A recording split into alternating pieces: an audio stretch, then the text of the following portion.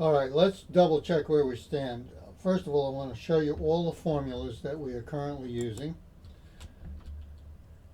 Here you have the input values for the random variable. Here are the point probabilities in column E. In column F, we have the same as column E except qualified by flag P, which turns the graph of the point probabilities on and off. And column G is where we're doing the uh, approximate, low resolution integral. That is to say, the left tail cumulative probability. And then column H is the built-in Excel high resolution version of the cumulative probability using norm.dist with a 1 at the right end. Okay. That being reviewed, I want to move on. Take away this graph.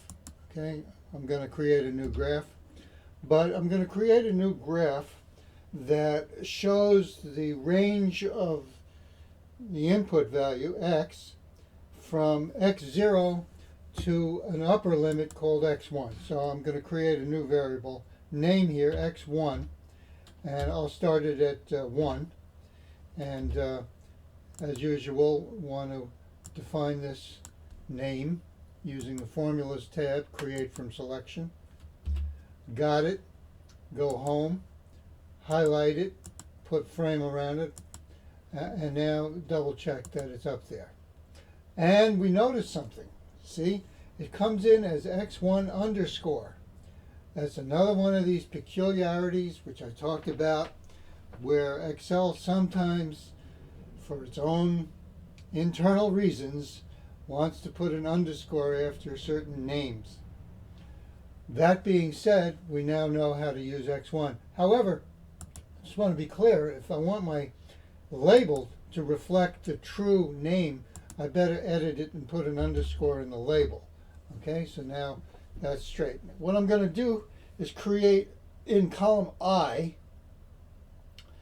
a qualified graph for the point probabilities in column E, which only has a non-zero value when the input value x in column D is between x0 and x1 underscore.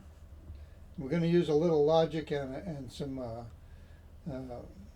if statement to do that. So, okay, so we're going to create a thing called, it's going to be called P1. P1. And the formula is going to be very interesting. It's going to test the input value x. So here we go. We say equal if, and now I want to test two things to be true. I wanted x to be greater than or equal to x0 and less than or equal to x1 underscore. So since I want this and that, I use an AND statement in Excel, and open paren, and now I do x0 less than or equal to, and now click on the input x value, you see, comma, and now I'm going to click on that again because I want to test whether it's less than or equal to x1 underscore, close paren. That closes the parenthesis for the AND statement. And now I go and click in column E, the point probability of interest, and then a comma, and then a 0, because I want the graph to go to 0 if we're outside of the range from x0 to x1 underscore. Okay, now the parentheses look good, so let's put that in there. Select that, hold down the Shift key, click on the bottom, Control D, and I get a bunch of things. Okay, now, as you know, I like to center that after giving it a lot of decimal places, and center it like this, and it's not wide enough, we'll make it wide enough. Okay, so now we're set to graph. And it's a little delicate to graph because I want to include certain things and not include certain other things. All right, so I click on X, hold down the Shift key, and select the first column. I want to leave out the E column, but I want to include the F column. So I hold down the Control key, click on F2, hold down the Shift key, and click on the lower right. You see, now I've left out column E from the input for the graph. Now, I'll go to the Insert tab, Recommended Charts, and I'll use this chart here because I know that's what I want. And it shows up down there. I'll bring it back upstairs, and we're going to play with this. This is going to be great. So hold on a second. Let's simplify it a little bit, and you'll notice some things.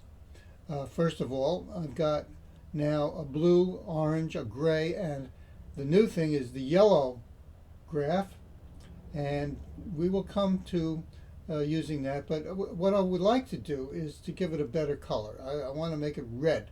So I'm going to put my mouse right over the yellow, right click that, and I want to tell it I'm going to fill it with red. Yeah, there you go.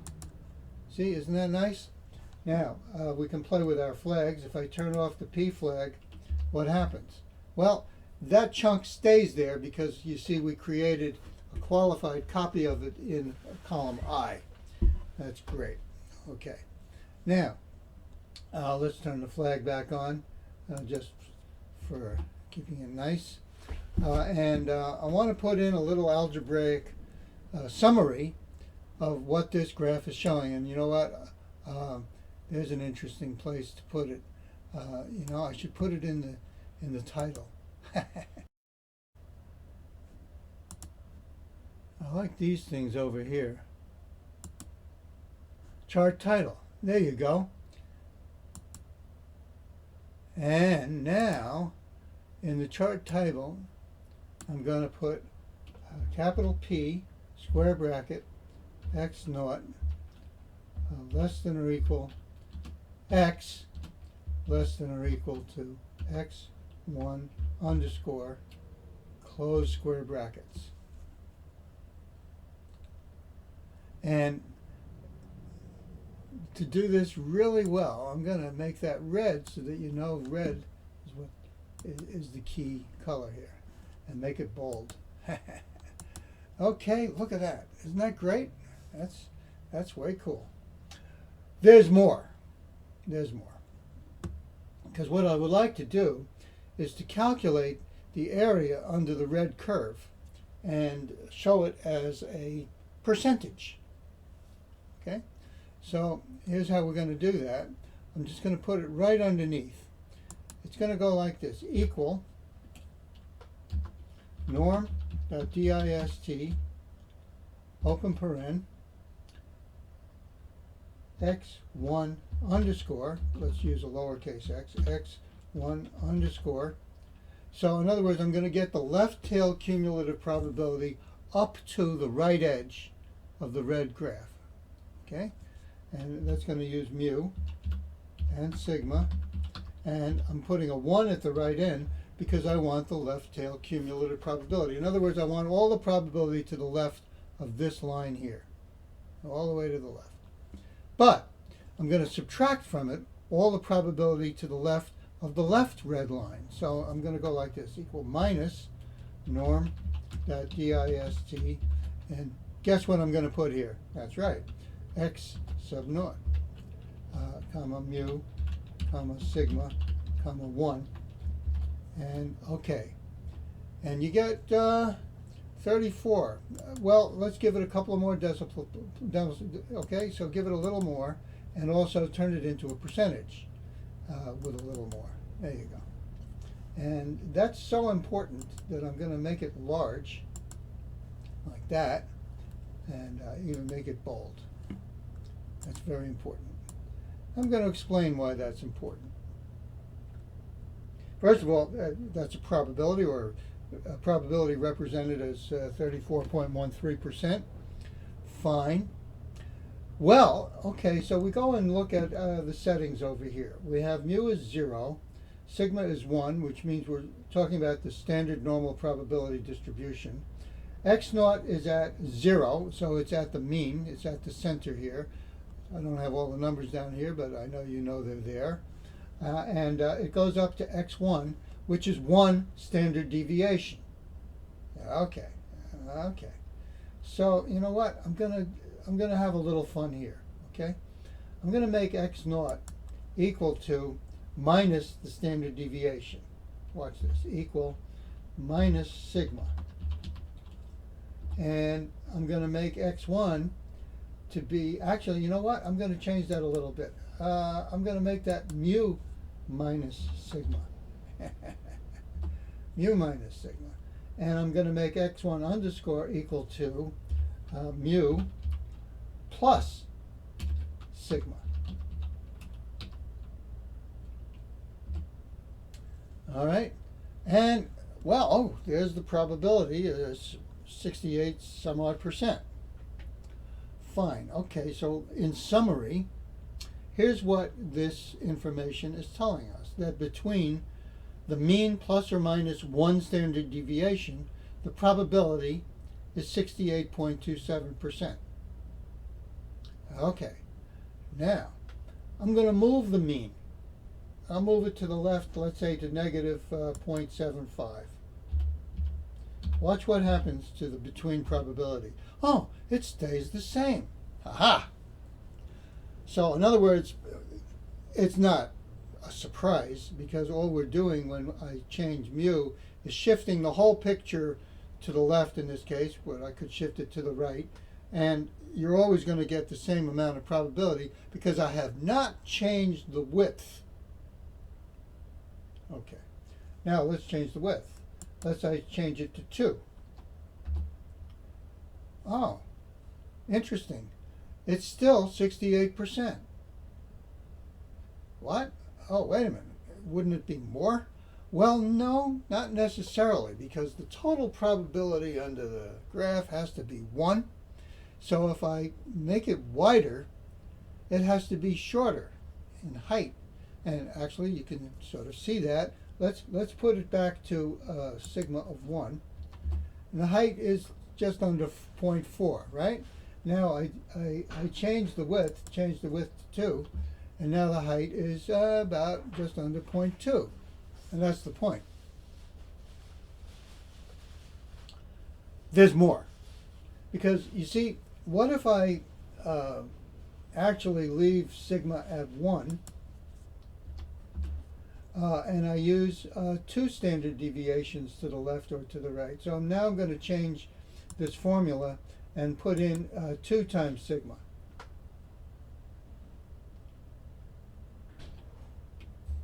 And get that, and shove that down there. But I want to change x1 underscore to mu plus 2 times sigma. Oh, all right.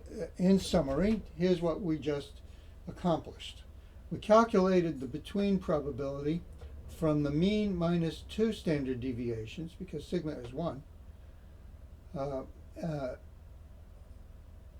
And we went up to 2 times mu plus, I should say mu plus 2 times the standard deviation. And I'm getting a total probability of 95.45%. In other words, a major part of the probability is between the mean plus or minus 2 standard deviations. Even more, what if we go 3 standard deviations? So I'm going to edit the formula here and edit the formula here, and watch what happens. Look at this. Close to 100% of the probability is between negative 3 standard deviations from the mean and plus 3 standard deviations from the mean. Now I can explain why I chose negative 6 to plus 6. Because I wanted to be able to move the graph around to various positions, let's say minus 1, and still get the same probability.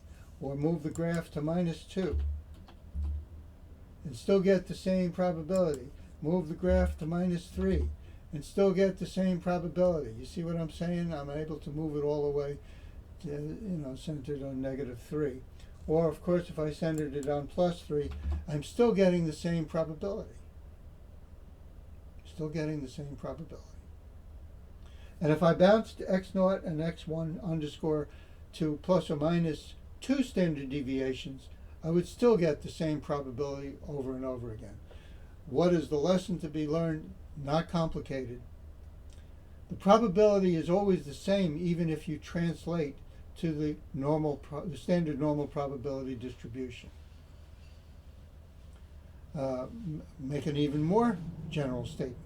The probability between the mean plus or minus some number of standard deviations is always the same regardless of what the mean and standard deviation are. So for example, if I change sigma to 0.5, I made it skinnier, but now it's taller, and I still have the same probability. Okay? How about if I change the standard deviation to 0.89?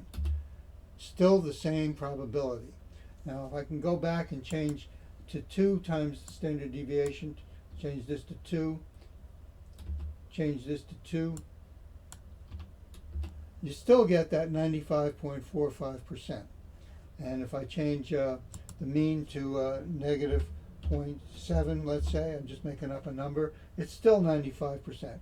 And if I change the standard deviation to 3.1, it's still 95.45%. But of course, now the graph is so wide, it doesn't completely fit between negative 6 and plus 6.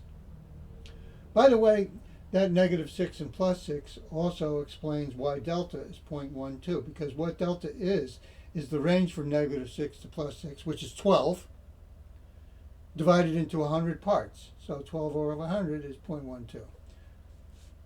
That's it.